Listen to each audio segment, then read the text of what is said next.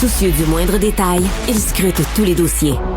Pour lui, l'actualité n'a aucun secret. Alexandre Dubé. Soir de débat aux États-Unis, le premier et probablement même le dernier débat entre Kamala Harris et Donald Trump, c'est à 21h sur les ondes, entre autres de ABC, aux États-Unis. Mais, bon, bien sûr que chez nous, on sera en émission spéciale. Je vous donne le rendez-vous déjà sur les ondes de LCN de 18h30. L'enjeu est immense. Les analystes parlent même du 90 minutes le plus important de la campagne électorale. Il faut comprendre que dans un contexte aussi extrêmement serré, 48% pour M. Trump, 47% pour Mme Harris, selon le dernier sondage du New York Times.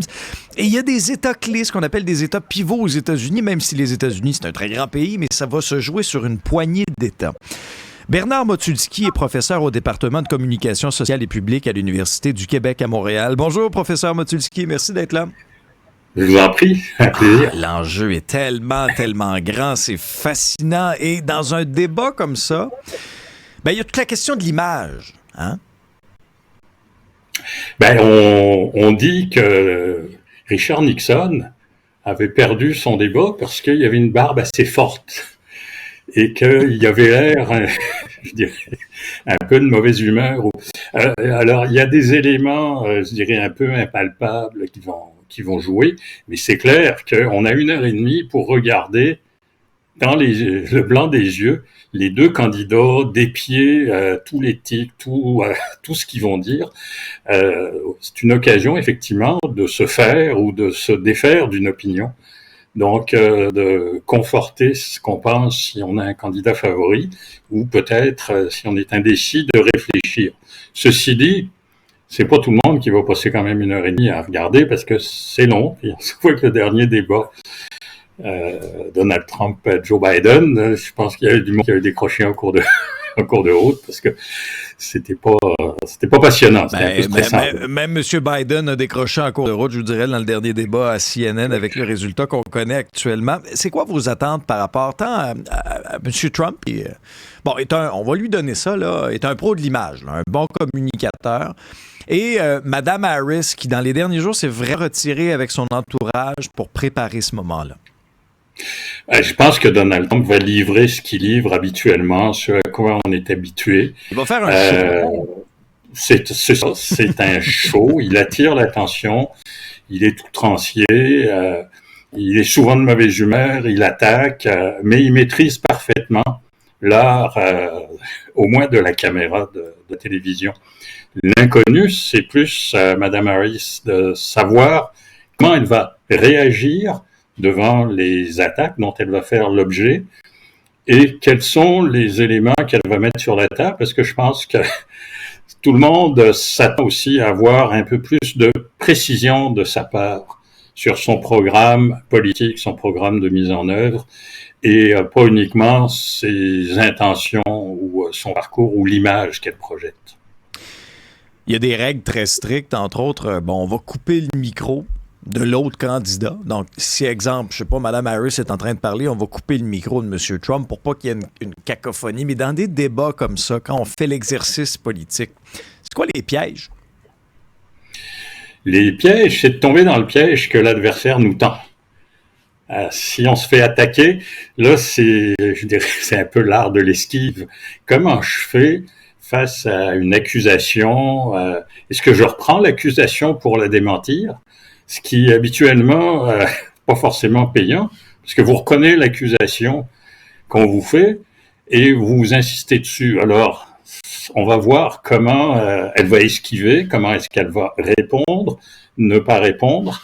On l'a vu dans la dernière entrevue qu'elle a donnée, il y a des éléments où elle a manifestement mis le pied à terre en disant « Non, je réponds pas à ça, c'est ridicule ».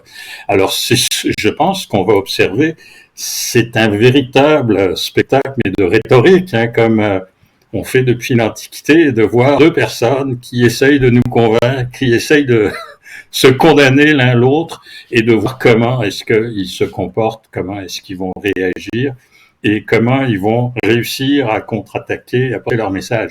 Pour des gens en communication, c'est un délice à regarder. On écoute ça avec du popcorn, mais Dans le monde des réseaux sociaux, à l'ère des réseaux sociaux, des fois, il y a des petits détails qui ressortent d'un exercice comme ça, puis après ça devient viral. Souvenons-nous de la fameuse mouche.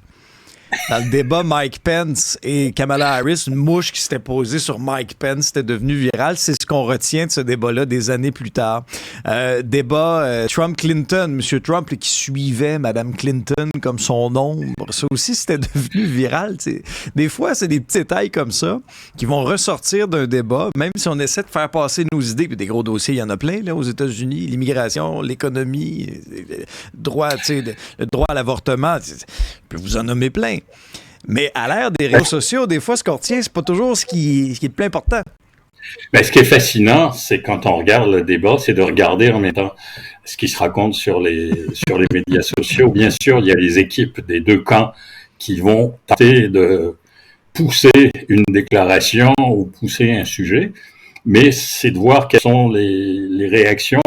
Je me souviens d'un débat qu'on avait eu au Canada où il y avait plusieurs questions qui étaient posées par des gens du public, mais le profil des auditeurs qu'on était allés chercher, c'était toujours le même profil, c'est-à-dire des personnes un petit peu âgées, des boomers. Et à la troisième ou quatrième question, ce qu'on voyait déferler, c'était les réactions et les commentaires sur les médias sociaux. Pas encore.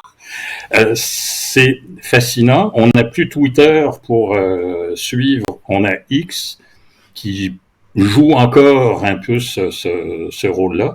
Mais moi, j'invite tous ceux qui sont passionnés par le débat à s'accompagner des commentaires qu'ils peuvent voir, qui vont échanger et qui vont nous permettre aussi de voir tout d'un coup quelque chose qui n'a pas forcément attiré notre attention, mais qui va devenir sans doute l'élément le plus marquant. Puis je dirais aussi, il y a les commentaires, il y a tout ce qui se raconte après le débat et les manchettes qui vont être faites, qui vont aussi avoir une importance démesurée. Ah, ça c'est clair. Bernard Motulski, professeur au département de communication sociale et publique à l'Université du Québec à Montréal. Merci beaucoup. Je vous en prie, bon débat.